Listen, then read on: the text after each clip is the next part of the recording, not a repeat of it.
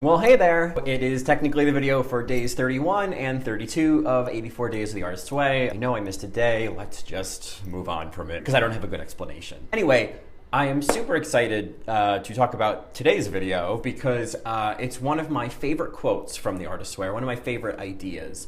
And I've always paraphrased it a little bit differently, and I think that's fine. I was just reading it this morning. It's from this is week 5, I think. I think I'm in week 5 already, jeez. You know, what's funny, it's like I don't remember this the last time I did the Artist's Way, even though it's been a couple of years.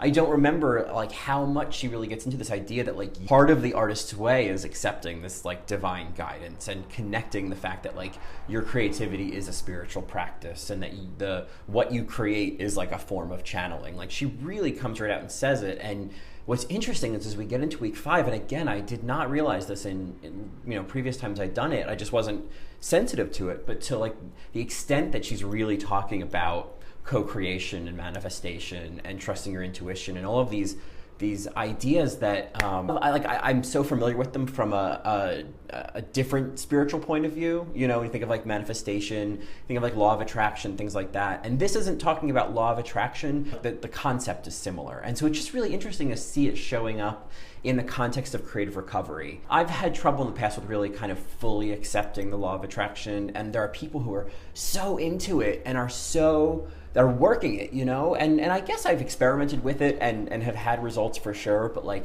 there seem to be these people, you know, these manifestors, and I'm just like, really? Like, really? Is this not just maybe like luck and good timing and other factors I don't know about? I just sense my own skepticism about it. And yet, in the context of the Artist's Way, I'm like, oh, okay, yeah, sure, absolutely, I'm on board. But anyway, let's get back to the quote, my favorite quote, as we're into this part of the Artist's Way about manifesting and co-creating with the universe, or, you know, she uses God as the term in the book, but like makes it very clear early on that if like the word God has too much baggage for you or doesn't work for you, just change it out. Just like find and replace. Totally fine. But I'm fine. God, universe, whatever. It's all semantics. Well, you know, what she talks about in this chapter is this concept of, you know, really like doing the footwork.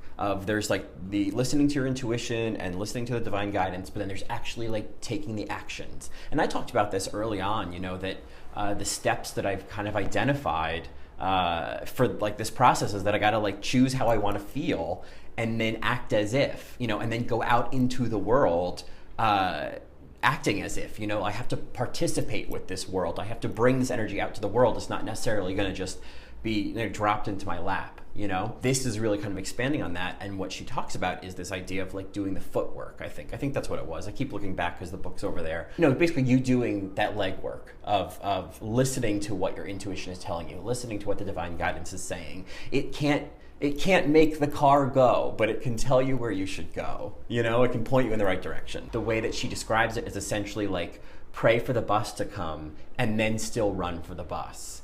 And that the further step is that we have to accept that we're allowed to catch the bus. That whole idea, like the way I've always paraphrased it was like, I always say like, you gotta run for the bus. Like the bus is coming, but you gotta run for it. And so I think it's kind of the same idea, that it's a two-part process, you know? The bus is coming. You have to trust A, that the bus is coming, and B, that you have the right to take it. I think that praying for the bus to come is the same thing as listening to your divine guidance telling you, hey, there's a bus coming, but you better run for it. The running for it is not necessarily like hustling. It's really about showing up and taking the steps. It's not where the blood, sweat, and tears comes in. It's where you listen to what it's telling you and then you do what it's telling you to do. And that's what running for the bus is. Because I think walking for the bus doesn't sound as committed as running for the bus.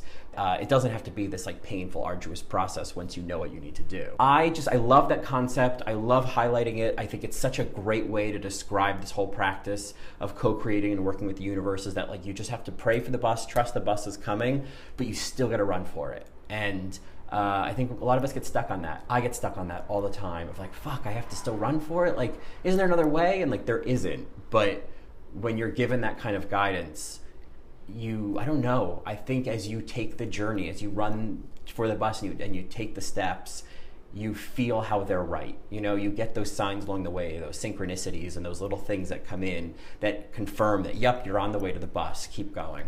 So yeah, I'm going to keep going. I'm going to keep running for that bus. And I'll talk a little bit more tomorrow about what I think that bus actually is. Anyway, that's all. I will see you tomorrow for another day of 84 Days of the Artist's Way. Okay, bye.